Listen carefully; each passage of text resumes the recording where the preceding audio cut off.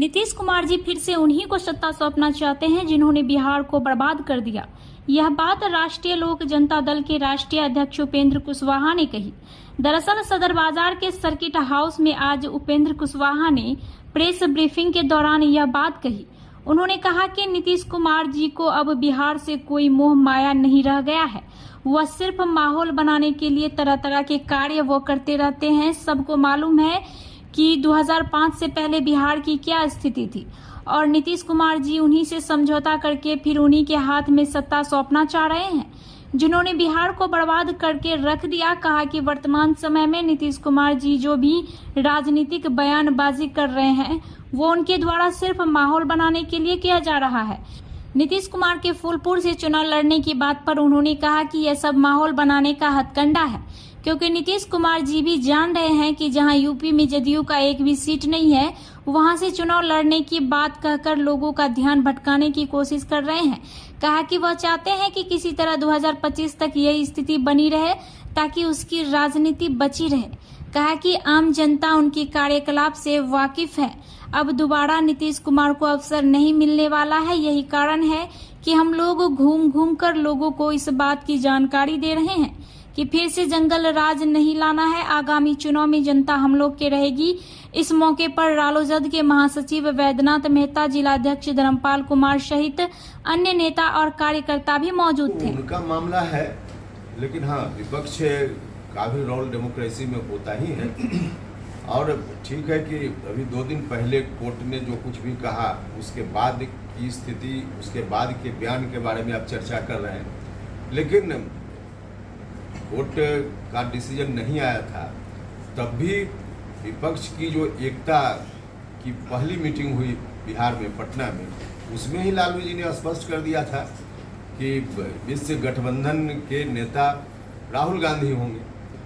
ठीक है कि डायरेक्ट इस रूप में नहीं कहा था जिस रूप में हम कह रहे हैं, लेकिन लालू जी की जो अपनी भाषा है उस भाषा में यह कहा था, जो आप लोगों ने भी देखा होगा कि हम लोग बारात हैं, दूल्हा तो राहुल जी हैं। तो उसी वक्त लालू जी ने स्पष्ट कर दिया था कि जो भी एकता की बात वहाँ होगी तो उसमें राहुल जी के नेतृत्व में होगी। ऐसे मामला उनका है, क्या तय करेंगे नहीं करेंगे विषय उनका है, लेकिन बाहर में जितनी बात आ रही है उससे तो यही अर्थ निकल रहा है। नीतीश कुमार के प्रयासों को कितना झटका लगेगा? नीतीश कुमार जी, देखिए, आज की तारीख में नीतीश कुमार जी की कोई अहमियत राजनीति में बची नहीं। अहमियत स्वयं ही उन्होंने समाप्त कर ली। अब ऐसी स्थिति में उनकी पार्टी धीरे धीरे बिहार में समाप्त हो गई। अब जो कुछ भी बचा है आगे आने वाले दिनों में जनता दल यूनाइटेड में कोई नहीं रहने वाला है। इनकी पार्टी का अवसान अब बहुत ही निकट है। अब ऐसी परिस्थिति में नीतीश जी भी इस बात को समझ रहे हैं, ऐसा नहीं है कि नहीं समझ रहे, लेकिन अब उनके मन में है कि कुछ करो ताकि जनता भ्रम में रहे कि नहीं, हम अभी समाप्त नहीं हुए। लोगों को दिग्भ्रमित करने के लिए कुछ मीटिंग वगैरह विपक्ष की पार्टियों के बीच कुछ कोशिश करना, यहाँ जाना वहाँ जाना, सिर्फ और सिर्फ जनता को दिग्भ्रमित करने के लिए कर रहे हैं। बाकी अब इनकी कोई अहमियत राजनीति में नहीं है, यह बात सुनिश्चित हो चुकी है। बिहार छोड़कर यूपी से चुनाव लड़ना चाह रहे हैं? नहीं, आप चुनाव लड़ना चाह रहे हैं ऐसा नहीं है, जहाँ तक मैं समझ पा रहा हूँ, क्योंकि यह बात तब शुरू हुई थी जब हम भी जेडीयू में उनके साथ थे। कोई आज की बात नहीं है। उत्तर प्रदेश से चुनाव लड़ने के बारे में जो चर्चा, जिसकी बात आप कर रहे हैं, उस वक्त से इसकी चर्चा, इसकी शुरुआत हुई।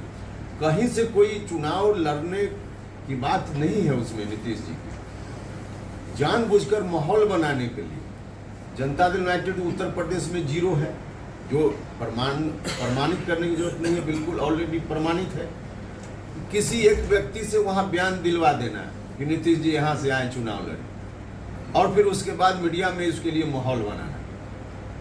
मकसद वही है कि किसी तरह से दिग्भ्रमित करो कि हम उत्तर प्रदेश में भी फैल रहे हैं, लेकिन कुछ नहीं है कि उत्तर प्रदेश में तो इनके उम्मीदवार जो भी हुए थे इसके पहले के चुनाव में 200-400 वोट आए, 3 अंक में 1-2 जगह वोट आए, बाकी तो जमानत तो कहीं बची ही नहीं। वैसी परिस्थिति में बिहार से बाहर सोचना ही भी कहीं से कोई, हमको नहीं लगता है कि इसका कोई अर्थ है।